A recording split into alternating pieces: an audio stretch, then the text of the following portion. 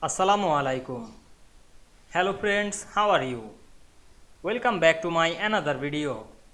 In this video, I am going to show you how to save grouped image as a picture in Microsoft Publisher. Let's get started. Firstly, we have to open a Publisher document. Now we want to save group image. Go to the Insert menu. Then click the Pictures option. Then select multiple picture. Press Ctrl on our keyboard. Then click Insert. Now we can see we insert some picture. Then we move this picture to the page and resize it.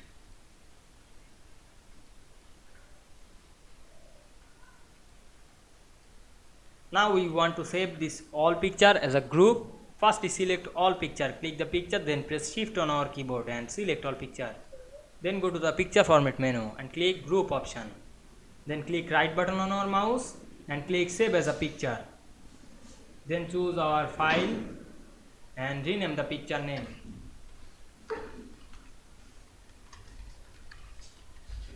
Then click save as type and choose type JPEG. Then click save.